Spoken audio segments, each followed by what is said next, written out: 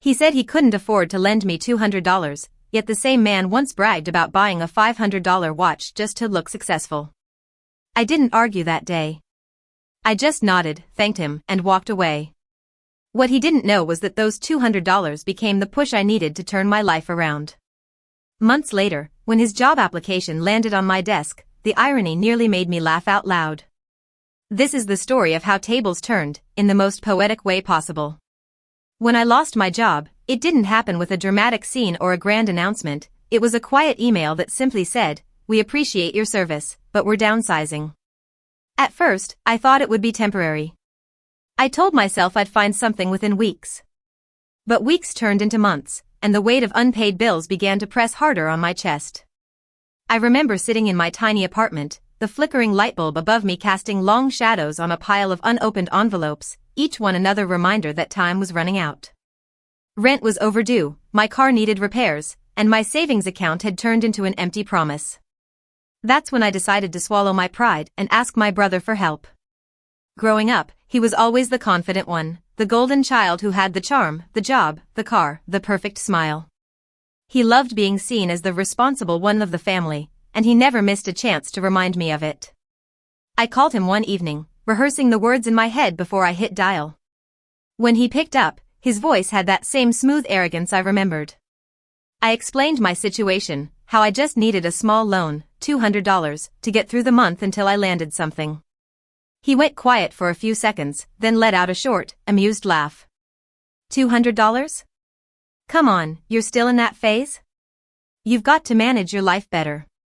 His words hit harder than I expected. I tried to explain, to tell him it wasn't a pattern, it was just a bad stretch, but he interrupted me, saying he didn't want to throw money into a hopeless pit. Then he launched into a small lecture about how he'd worked hard for everything he had, how he couldn't just bail people out every time they made poor choices.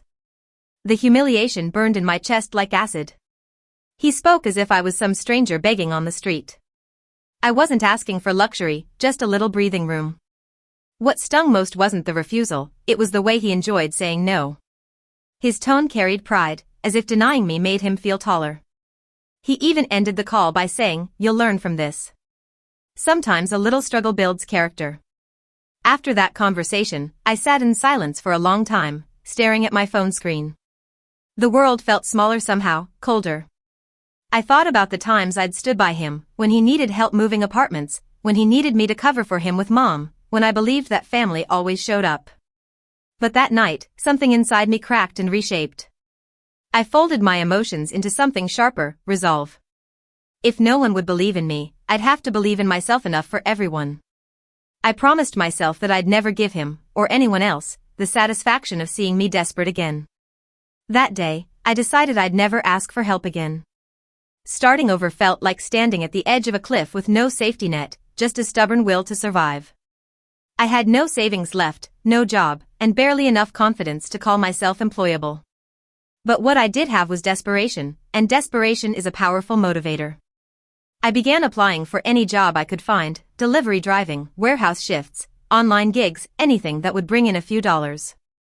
Most of those applications vanished into silence, but one night, while scrolling through job boards, I stumbled upon an ad for freelance writing. It wasn't glamorous, but it was something I could do from my broken laptop in that cramped apartment. I spent the next few days watching tutorials, studying how to pitch clients, learning about SEO, and teaching myself skills that once felt out of reach. The first few attempts were clumsy. I sent proposals that no one even read. But slowly, I began to understand how to stand out. I stayed up until 3 a.m. writing samples, drinking cheap instant coffee that tasted like burnt dust, and convincing myself that the exhaustion meant progress. There were nights when the glow of my laptop was the only light in the room, and the silence felt suffocating, but that silence became my fuel. Every click of the keyboard was proof that I hadn't given up. When I finally landed my first client, it paid only $30, but I treated it like a paycheck from heaven. I wrote that article with more passion than I'd ever put into anything before. When it was accepted, I remember sitting back in my chair, tears welling up, realizing that I had just made my first dollar on my own terms. It wasn't much, but it meant freedom. I was building something, one word at a time. Meanwhile, my family remained indifferent. When I told my parents I was freelancing, they smiled politely but didn't really understand. My brother, though, found it amusing. "So, you're writing for pennies now," he said one day, smirking. "That's cute." He loved positioning himself above me, as if his fancy job title made him untouchable. His words still stung, but I stopped arguing back. Every insult became motivation. Every dismissal, fuel. The real turning point came a few months later, when I joined an online forum for freelancers. There, I met a woman named Claire, an experienced editor who'd been in the industry for years. She noticed one of my posts where I shared my struggles and offered to review my work. I sent her a few samples, expecting harsh criticism, but instead she replied with encouragement. "You've got potential," she wrote, "you just need polish and consistency." Those few words lit a spark in me that hadn't burned in a long time. Under her guidance, I started improving. She taught me how to structure content, find high-paying clients, and value my time. She even referred me to a small agency that needed reliable writers. I took every assignment they threw at me, no matter how small, no matter how late. Some nights, I'd fall asleep at my desk, my fingers still hovering over the keyboard. There were times I wanted to quit, when exhaustion and doubt whispered that I'd never make it. But then I'd remember that humiliating phone call with my brother, and suddenly quitting wasn't an option. Weeks turned into months, and slowly, my life began to shift. The bills were getting paid on time. I no longer flinched at every email notification.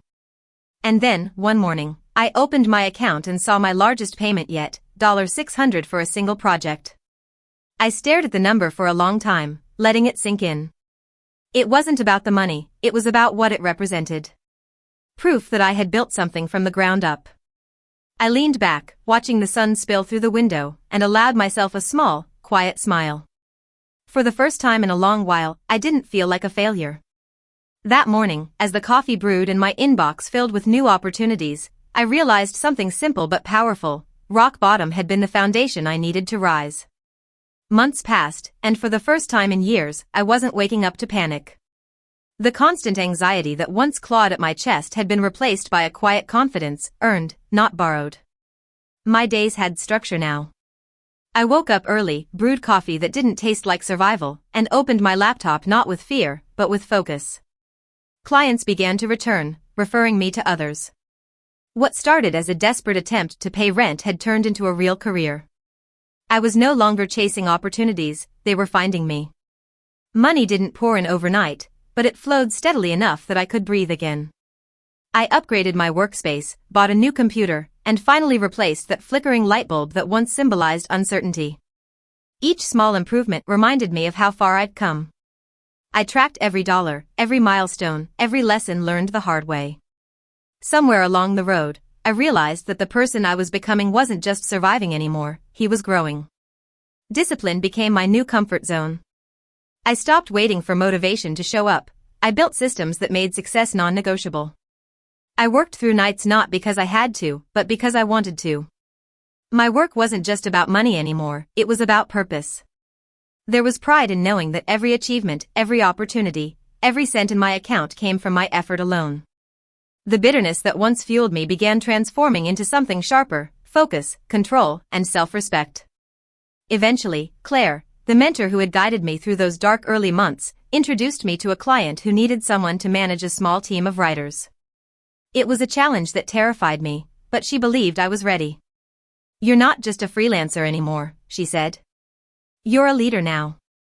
I accepted the offer, hesitant but determined. Managing people, setting deadlines, reviewing work, it was a new kind of pressure, but one that came with authority and trust. That position became my stepping stone. Within a few months, I learned the ropes, built a network, and started dreaming bigger. I realized I didn't want to spend my life building someone else's vision. So, I took a risk and launched my own small content agency.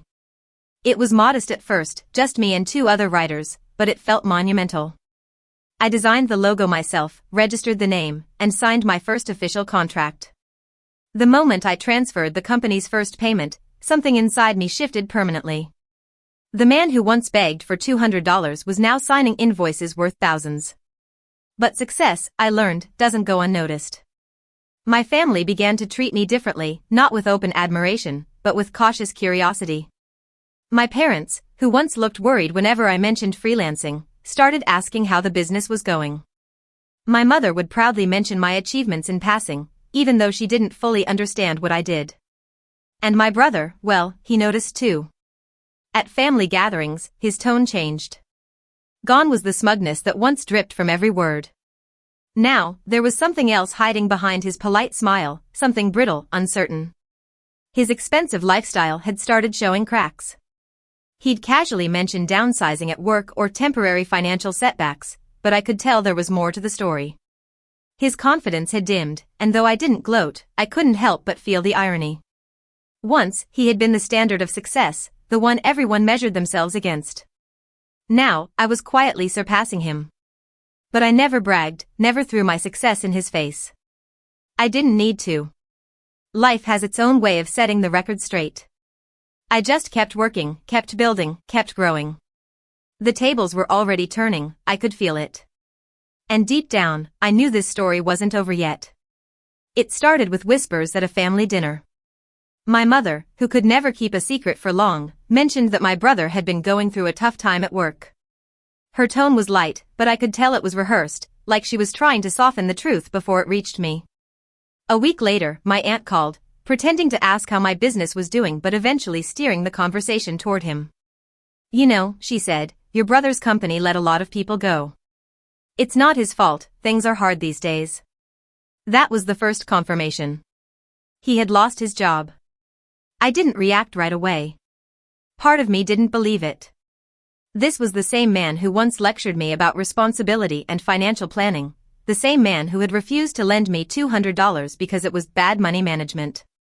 Now he was the one struggling? Life, it seemed, had a sense of humor sharper than mine. As the weeks went on, more details slipped out through casual family chatter. His savings had run low, the rent on his fancy apartment was overdue, and he was moving back into a smaller place. My mother said he was too proud to ask anyone for help, which made me laugh quietly to myself. Pride, I thought, was something we both had in common, except mine had been forged by pain, and his was now being stripped by it. I'll admit, my first reaction wasn't noble. A part of me felt a strange satisfaction, the kind you're not supposed to admit out loud.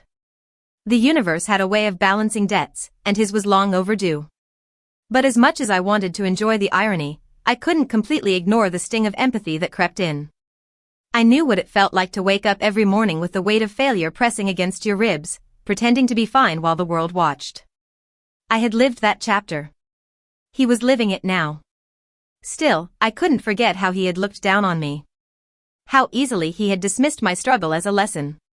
There was a moment, late one night, when I considered reaching out, just to see how he was holding up, but then I remembered his words, sharp and cold, echoing in my head, sometimes a little struggle builds character. Maybe it was time for him to learn what character really cost. Then came the twist I didn't see coming. One morning, while checking my work emails, I noticed a name that made me blink twice. It was an application from someone with the same last name as mine. For a second, I thought it was a mistake, a coincidence. But when I opened the attachment, my heart froze. There it was, his full name, his resume, and his cover letter addressed to my company. I stared at the screen for a long time, unsure whether to laugh, sigh, or just sit in silence. My brother, the man who once told me I was hopeless, had applied for a job under my roof. The tables hadn't just turned, they had spun completely. As the realization sank in, a slow, almost disbelieving smile crept across my face. Life didn't just write poetry, it wrote irony. And this time, I was holding the pen. When I first saw his name in my inbox, I thought it was some kind of glitch. My brain didn't want to believe what my eyes were seeing. The email subject line was simple application for content manager position, but the sender's name hit me like a wave, Daniel Carter. My brother. For a moment, I just stared, unmoving, as if the longer I looked, the more it would make sense. But it didn't. It was real. My brother had just applied for a job at my company. I opened the email slowly, my heartbeat thudding in my ears. The message was polite, professional, and painfully formal, like he had no idea who might be on the other end. His attached resume was polished, as expected. Years of experience, impressive achievements, all neatly formatted. But there was something about reading it that felt surreal, almost cinematic. This was the same man who once sneered at my little freelancing thing, and now his career was neatly packaged in a PDF, sitting in my inbox, waiting for approval. I clicked on the attached file, scrolling down past his credentials until I reached the photo he had included in his portfolio. And that's when the irony deepened. The picture showed him wearing that same expensive watch he once bragged about. I remembered how he used to tap it on the table during family dinners, saying, "Real success shows itself." Now, that same watch had become a silent relic of the arrogance that had brought him here. For a few seconds, I wasn't sure how to feel. Shock, disbelief, maybe even a flicker of pity. But under all of that was something heavier, a wave of reflection. I thought back to that night when I had called him, my voice trembling as I asked for just $200. I remembered his laugh, the tone of superiority in his voice, and the sting of humiliation that had burned into my memory. And now, the universe had set the stage for an entirely different conversation. My mind began spinning. What should I do? Reject him instantly, letting karma complete its poetic cycle? Or give him a fair shot, just to see what would happen if he faced me across a desk, unknowingly seeking approval from the same person he once dismissed? The professional in me wanted to treat him like any other applicant, to be objective, to uphold fairness. But the human in me, the one who remembered the taste of shame and desperation, wanted to feel that satisfying click of poetic justice. It wasn't about vengeance, it was about balance. I leaned back in my chair, my fingers steepled under my chin, letting the irony of the situation wash over me. The world had turned upside down. I was the one holding power now, the one who decided whether or not he got a chance. The same imbalance that once crushed me had now been reversed, and it was a strange, almost humbling feeling. There was no anger left, just an eerie calm. I realized that somewhere along the way, I had stopped needing his validation. His rejection had once defined me, now, his application couldn't even shake me. Still, I couldn't help but imagine the scene, him sitting at his computer, carefully crafting that email, probably unaware that it would land in my inbox. Did he recognize the company name? Did he know it was mine? Or had he been so desperate that he didn't even bother to look? Either way, it didn't matter. The symbolism was too rich to ignore. I closed his resume and sat there for a long time, my office silent except for the faint hum of my computer. I glanced at the framed photo on my desk, a simple picture of the apartment I used to live in, a reminder of where it all started. That flickering light bulb, that $200 request, that humiliation, it all led to this moment. Finally, I smiled, not out of spite, but out of understanding. Life has a rhythm, a way of circling back when you least expect it. And as I looked again at his name glowing on the screen, I realized something profound. Revenge didn't need to be loud or cruel. Sometimes, it was just an email in your inbox, reminding you that the tables had turned, and you didn't even have to lift a finger. The day of the interview arrived, and I decided not to delegate it to my HR manager. I told my assistant I'd handle this one personally. Part of me wanted to see how he'd react, if he'd even recognize my name on the meeting invite. The other part of me just wanted closure. When the clock hit 2, I heard a hesitant knock on my office door. "Come in," I said, keeping my voice steady. The door opened, and there he was, my brother, Daniel, wearing a suit that looked a little too worn for his usual taste. His shoulders were tense, his eyes carrying that nervous energy of someone who'd been humbled. For a second, he didn't look up, he was too focused on adjusting his tie, clutching his resume like a lifeline. But when he finally lifted his gaze and met mine, the world seemed to stop. The color drained from his face. "You," he whispered, disbelief etched into every syllable. "Me," I replied simply, gesturing for him to sit. "Please, have a seat." He hesitated, clearly uncomfortable, before lowering himself into the chair across from me. The silence between us stretched like a rubber band ready to snap. I didn't realize this was your company," he stammered finally, forcing a weak laugh. "I figured," I said evenly. "You applied through the standard process." He nodded, his confidence unraveling by the second. I've been looking for something stable. The market's been rough, and, well, things haven't exactly been going my way lately." I watched him fidget, his hands twisting in his lap, his voice growing smaller with each sentence. The same man who once spoke to me like a teacher lecturing a failed student was now searching for the right words to impress me. "I'm sure it hasn't," I said, my tone calm, almost too calm. "But you seem qualified. Your resume speaks for itself." He swallowed hard. "Listen, about how I talked to you." I raised a hand slightly. "It's fine," I interrupted gently. "We all have moments we look back on differently." For a moment, he looked like he wanted to say more, maybe to apologize, but instead he just nodded. I could see the realization dawning on him, the full weight of irony settling across his shoulders. He wasn't just in an interview, he was sitting in the exact position I had once been in, needing help, facing someone who held the power to say yes or no. I leaned back in my chair, studying him quietly. "Thank you for coming in, Daniel," I said finally, my voice soft but steady. "We'll review your application and get back to you soon." He nodded again, defeated, and stood up slowly. Before leaving, he looked at me one last time, his expression a mix of embarrassment, regret, and respect. For the first time in our lives, he didn't have a single word of advice to give. When the door clicked shut behind him, I exhaled deeply. I hadn't needed to raise my voice or remind him of the past. The silence had done it for me.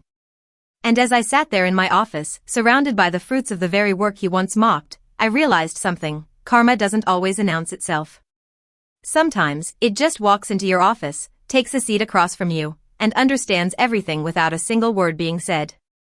After he left my office, I sat there in complete silence, staring at the resume he'd left on the desk. His name, his experience, his confidence, all condensed into a few sheets of paper. For a moment, I imagined slipping those papers into the rejected pile without a second thought. The part of me that had once been humiliated by his words, the desperate version of myself who'd begged for $200, wanted that satisfaction. It would have been poetic justice, clean and final. But another part of me, the one that had clawed its way out of the dirt to build everything I had, hesitated. I leaned back in my chair and closed my eyes, letting the memories wash over me. The night I couldn't pay my rent. The call he laughed through. The months of struggle that followed. Back then, I thought revenge would mean getting even. But now, sitting here as the man he unknowingly sought approval from, I realized revenge had already happened. I had become everything he said I couldn't be. Still, the choice weighed heavy. Compassion or closure? Mercy or justice? Hiring him could be seen as grace, a chance to show that I'd grown past the bitterness. But rejecting him, politely and professionally, would be the final punctuation mark on a story that had already told itself. I opened my laptop and began drafting an email. My fingers hovered over the keyboard for a moment before typing. "Dear Daniel, thank you for taking the time to interview with us. After reviewing all candidates, we've decided to move forward with another applicant. We wish you the best in your job search and future endeavors." I read it twice, simple, courteous, completely detached. No malice, no spite. Just professionalism. I clicked send and watched the message disappear into the digital void. That was it. No grand revenge, no dramatic speech. Just quiet justice. As I sat there, I felt an unexpected calm settle over me. I didn't need to humiliate him, life had already handled that part. I had something far more valuable now, peace. I understood that real revenge isn't about making someone else feel small, it's about proving, through your own growth, that their opinion no longer has power over you. It was never about the $200 anymore. It was about respect, the kind that can't be borrowed, bought, or begged for. The kind you earn when you rise above the version of yourself that once needed their approval. Months later, he still doesn't know that I was the one who signed that rejection letter. Maybe it's better that way. Life has a funny way of balancing the scales, you never know whose desk your name might land on one day. The $200 I never got taught me a lesson worth 1,000 times more: never beg for respect, and never underestimate quiet persistence. Because real revenge isn't loud, it's success that speaks in silence.